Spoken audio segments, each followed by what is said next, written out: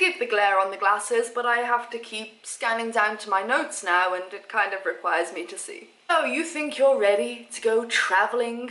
Big adventurer? Well-prepared backpacker? Well, I can guarantee you haven't done some of these 20 things I'm gonna say, or maybe you have and this is just a waste of my time, I don't know yet. 3 years ago I did a video on a few things you need to do before you set out traveling, but now it's kind of just got buried in my channel and I get the questions a lot, so I thought, wow, we have 20 things to go through right now, so let's jump into it on 20 things you may not think about that you need to do before you go traveling. Start off with one of the biggest questions I get: travel vaccinations. Now, in general, I do not give advice on travel vaccinations because I'm not a registered nurse and I'm not a doctor. Here's my advice: if you're going to be going anywhere, first get an appointment with your local nurse early. Do not leave this to a week or 2 weeks or 3 weeks before you're planning on going. For one, they might not be able to get you an appointment for the vaccinations straight away, and two, some vaccinations have to be done in batches. You have to go back for maybe 2 or 3 and they have to have a certain amount of time between each vaccination. When I worked in a doctor's surgery, that was one of the biggest things that the nurse harped on about,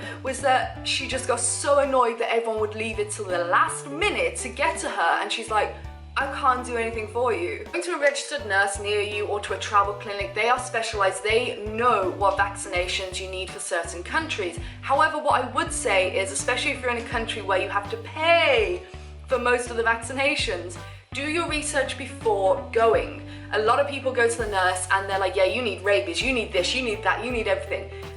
Coming out with like a $500 bill and you didn't need half of them. So do your own research on the countries you're going to, see what vaccinations are available and recommended, because some are very good to have, you know, making sure you're all up to date on your tetanus and all your like baby jabs, what we call them in the UK, but some of them are kind of pointless. Keeping it within the medical field, if you need regular medication, then that's a big factor you're gonna have to think about. What I would recommend, as soon as possible, get yourself an appointment with your doctor and see what your options are. 2 options that are available is your doctor gives it to you in bulk and you take it away with you, or you buy it on the road. That alone, as you probably can imagine, comes with a lot of issues.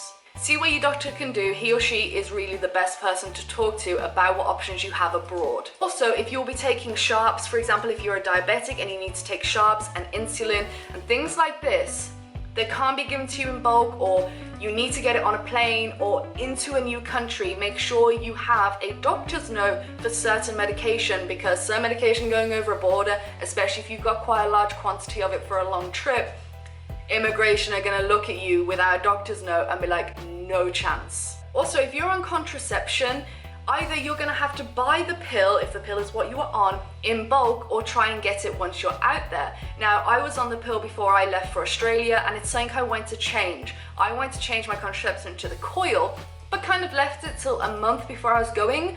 Now, the big thing is with contraception is, contraception's a pretty hard drug in terms of how it changes your hormones, and you shouldn't see things like the coil or anything like any differently. Whether you're going for an injection, the implant, the coil, whatever, your body can react badly. So if you want to, for example, get off the pill like I wanted to and go onto something that has a little less responsibility, like, you know, they kind of just shove it in and you're done. Try to use condoms, people, please, as well, please. Your body might have a bad reaction, and all I thought of was, wow, if my body rejects this in the first couple of weeks and I'm in Australia, then I'm going to be in an Australian hospital, boned, basically.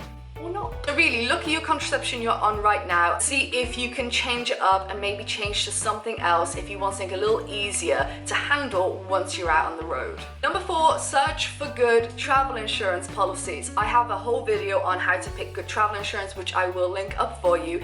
However, it's really important that you don't just pick the cheapest one. It will break down how much you're covered for, which is great because you can see, okay, I get like 20 million for medical expenses. But how much excess does it have? If you lose a laptop, is your laptop covered? My MacBook isn't covered in a standard insurance because it's worth more than what they normally cover you for in personal belongings. These are all things you're gonna have to look at and really look at the fine print. When it comes to duration of travel insurance, then 12 months is normally the max you'll find with a lot of companies, but companies such as Travel and World Nomads, things like that, will allow you to extend after the 12 months. If you're going away to travel abroad, for example, a working holiday visa in Australia and New Zealand, and you plan on doing physical labor as a job, then your travel insurance normally only covers you working on a ground floor level. Normally, your employer will pay for your insurance. For example, Scott's an electrician. Obviously, his companies that he worked for had really good insurance for him. But if you plan on doing a bit of cash in hand work, which backpackers are quite prone to do, they ain't gonna be insuring you. So if you're on scaffolding or you're doing something above ground floor, just remember, travel insurance ain't gonna cover you for any accidents. What I would say is tie up any loose ends you have at home. For example, any debt, credit card debt, etc. Do you have any payments left on a car? Are you still paying car insurance? If you can, try and minimize or completely eliminate any debts or payments that you have before you go away.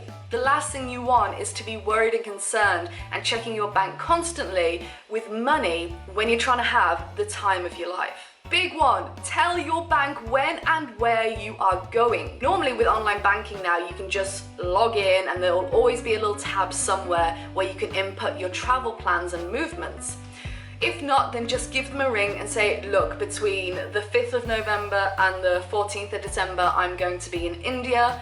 Because if they don't, then they see that normally you're using your card in England, but then suddenly your card's being used in India or Thailand or Morocco. They're gonna be like, warning, block your card. Trust me, my card's been blocked so many times. Sometimes even when I tell them, they block it anyway.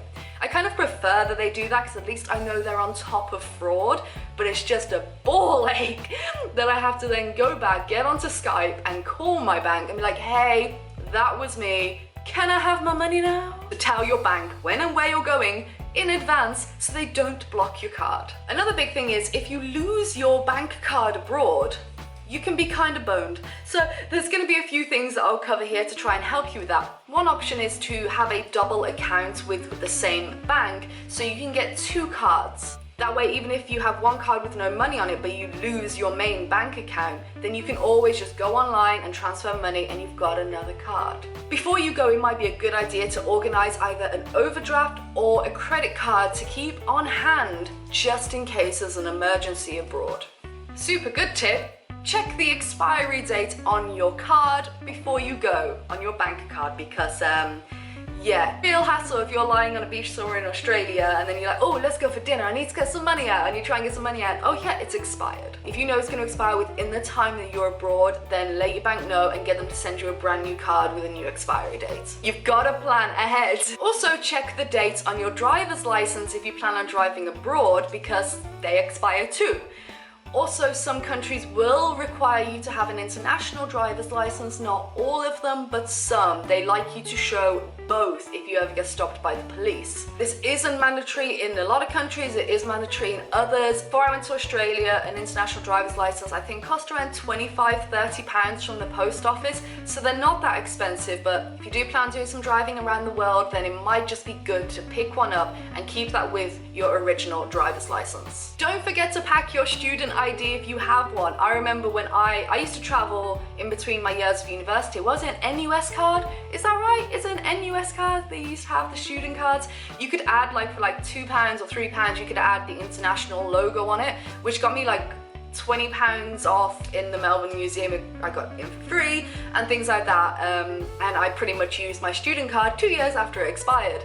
Yeah, I got a lot of good use out of that. Going back slightly with calling your bank, I would 100% recommend getting Skype Premium, probably over getting Skype Credit. I pay £3.99 a month and I get 300 minutes internationally. So I can call my mom, I can call my dad, I can call friends, I can call the bank on the big like 0845 or whatever that number is.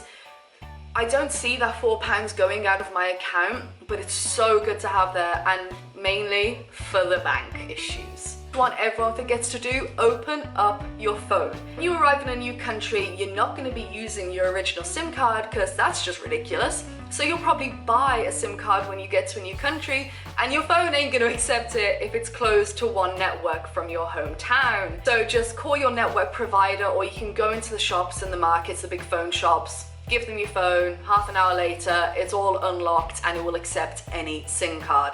Trust me, the amount of travelers I've met who don't open their phones and they have like iPhones and then they're screwed. Scan your passport photo page and email it to yourself and print out a copy and laminate it and keep it in your wallet. It's always good to have a copy of your passport, not only physically, but then if you lose your wallet, then you don't have that. Good to have it on email, because if you ever lose your passport or get into any trouble and you don't have your passport on you, then getting to an embassy, they can provide you with a new passport a lot quicker if you already have a copy. If you're going out on a working holiday visa, then here are a few things. Print your visa. I got asked by pretty much every employer in Australia to have a copy of my visa, and copy any qualifications and have your CV on a flash drive or on your email or something ready to go. In a notepad, I always write down my passport number and its expiry date and emergency telephone numbers, and also my bank account number, just in case all else fails and I need to access those numbers quickly. When it comes to packing, half it and half it again. I know half of you aren't gonna listen to that. You don't need 3/4 of what is in that bag that you are packing. Trust me. Really interesting one, thanks to Scott, who pointed it out. If you're a larger person, like Scott's really tall, his size 11 shoe, which is kind of the maximum you can buy in Asia, or if you have any bigger, then even though I always tell you just pack the essentials, you can buy anything else you want when you're out here if you need it. If you have size 13 feet, hi Christian, you're not gonna be able to buy shoes or socks for that matter out in places like Asia. I mean, you probably struggle in your own country. I mean, I know there are people out there who maybe have to order custom size shoes in. You're not that uncommon. I have a few friends who have to do that. End of the day, if you know you are a larger person in a certain area, no foul jokes, no foul jokes needed, then remember that, take good shoes, take plenty of pairs of socks, because you're kind of screwed over here. I'm gonna sneeze. Oh! Supersonic. I almost blew my eardrums. Keep that in. And finally, number 20, say goodbye to your friends and family, because you ain't gonna be seeing them in a long time because you're going away on an amazing trip of a lifetime. Sorry if I spoke really fast in that video. If anyone wants to contribute subtitles to help people who don't speak English as their first language out, then you can. Thank you. Those are 20 things that a lot of people forget and miss. So I thought I'd just make a video running through them. It's all about doing it way before time, planning ahead, and just making sure that you're not going to screw yourself over once you've left the country. I hope that helped. If there's anything I missed off that list, then please let me know down below. Have you gone abroad and forgotten any of these important little things? Also, let me know your stories, and I will see you in a couple of days. Hope 2017 is treating you well, and I'll see you soon. Alright, bye-bye.